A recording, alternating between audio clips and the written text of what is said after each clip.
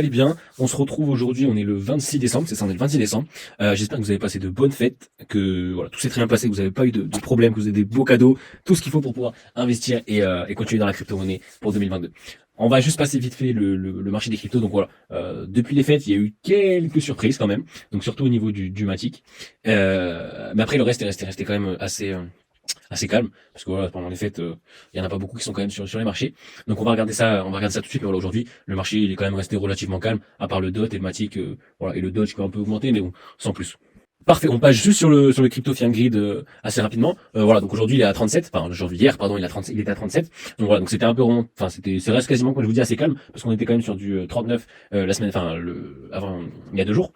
Donc voilà, ça reste quand même relativement calme et toujours dans un mood assez hésitant. Voilà, les gens sont quand même encore assez hésitants au niveau des marchés des cryptos. Sur les marchés, pour vous montrer le petit premier tweet que j'ai mis d'ailleurs sur mon compte Twitter. Donc d'ailleurs, n'hésitez pas à vous abonner comme ça si vous voulez recevoir toutes les actus que je mets en temps, enfin plutôt en temps très très actuel, parce que c'est là-dessus que je mets mes actualités. Voilà, j'avais mis comme quoi pour le Matic on était quand même très haussier.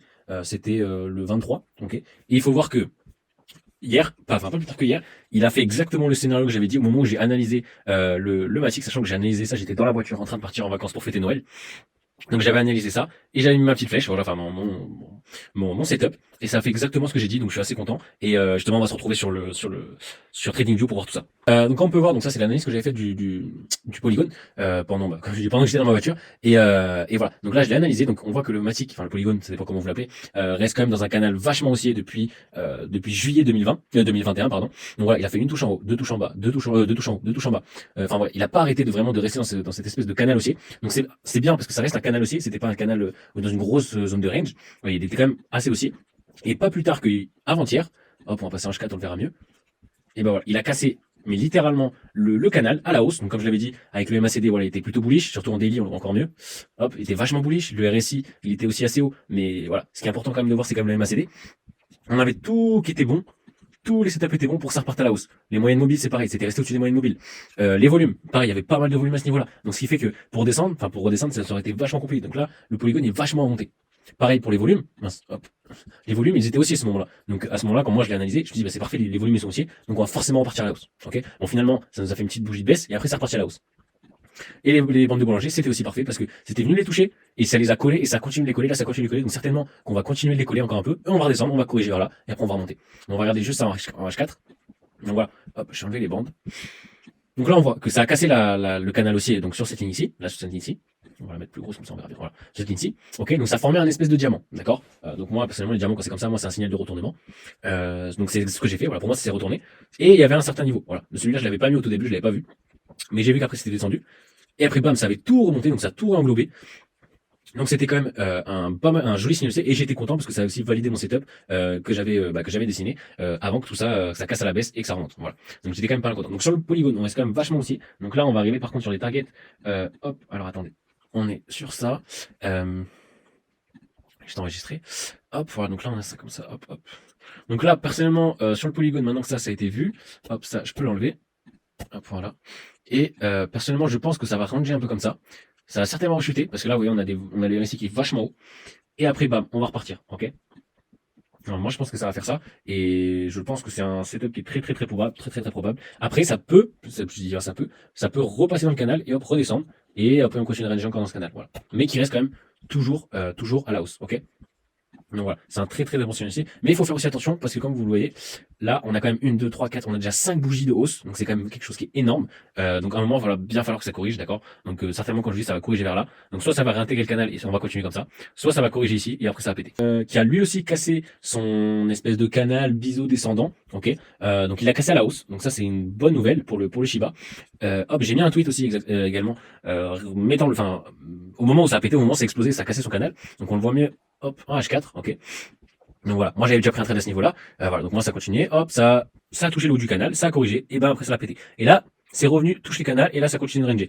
Donc ce qui montre quand même que ce canal est bah, il a sa place ici, je veux dire, il est très, très significatif. Donc là, pour l'instant, range. Donc on va certainement rester comme je l'ai mis, bah, voilà, mon setup, ça va rester là-dedans, pour l'instant. Et après, ça va péter plus tard. Mais voilà, pour l'instant, pour moi, ça va ranger un peu. Et dès qu'il y aura vraiment une bonne grosse news, bam, ça va péter. Alors, je vais juste passer le dot, qui aujourd'hui aussi a pas mal explosé, ok. Il était, alors, je vais le mettre en weekly. Hop, on était dans une grosse phase de range, enfin, de range. On est dans un espèce de canal aussi, pour le Polkadot, malgré la cassure qui a été faite ici. Donc voilà, il a quand même réintégré cette espèce de canal aussi. Et là, il nous a fait une bougie, pour ceux qui connaissent, c'est une englobante, ok. Donc c'est quand la bougie, elle englobe toute la bougie d'avant. Donc ça s'appelle une englobante, voilà. Et donc ça, c'est un très fort signal haussier, ok. Donc c'est pour ça que pour moi, d'après mes analyses et les indices que j'ai, ça va revenir jusqu'ici et faire une espèce de d'épaule tête épaule, voilà qu'on a là, hop, ici. Voilà. Et après, ça va partir comme ça, à la hausse. Voilà, parce que pour moi, ça devrait suivre quand même le cours du Bitcoin, qui d'après moi devrait augmenter, enfin qui devrait se tendre vers la hausse d'ici peu. Donc voilà, pour moi, le Polkadot aurait une courbe comme ça, quoi, à peu près. Ouais, il est pas très intéressant depuis quelques temps. Enfin, depuis quelques temps. Depuis 2-3 jours, il est pas très intéressant. Donc voilà, moi j'avais placé un trade à ce niveau-là dès qu'il a fait un pullback dès qu'il a fait un pullback en fait. Donc pour l'instant, j'ai mon TP1 qui a été validé et j'ai mis un BE, donc break-even. Donc pour ceux qui savent pas, ça veut dire que là je vais pas perdre d'argent. Donc normalement mon stop loss était ici et je l'ai monté ici, donc il est à break-even, donc je perds pas d'argent.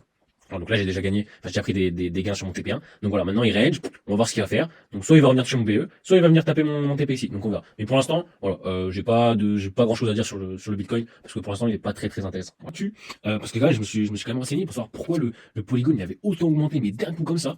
Et en fait donc je me suis renseigné et Polygon en fait ils ont fait une liaison avec Reddit. Enfin ils s'unissent justement pour pouvoir soutenir en fait les nouvelles technologies qui vont arriver bientôt sur le Web 3.0. Ils ont quand même levé 200 millions voilà, pour aider les nouvelles, ce qu'ils appellent les pépites sociales et les pépites dans le gaming, voilà, pour pouvoir justement gagner de l'argent grâce à leur évolution. Et il faut savoir que beaucoup d'investisseurs sont passés de l'Ethereum à Polygon par rapport aux frais de transaction, etc. En attendant justement l'Ethereum 2.0.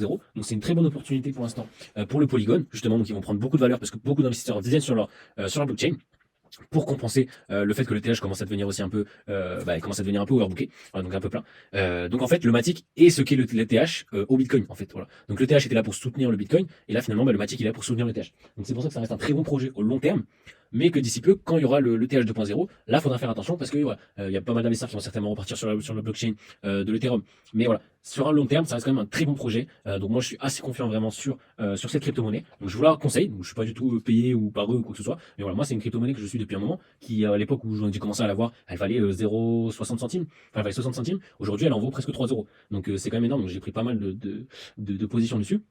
Mais voilà, c'est quand même une crypto-monnaie qui a beaucoup d'envergure aujourd'hui et qui a beaucoup de projets. Donc voilà, donc c'est quand même je vous invite à aller vous renseigner un peu plus. Mais voilà, ça reste tout de même un très bon investissement. Donc en tout cas pour moi c'est tout.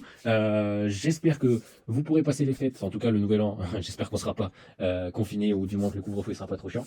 Donc sur ce, passez une bonne soirée et ciao.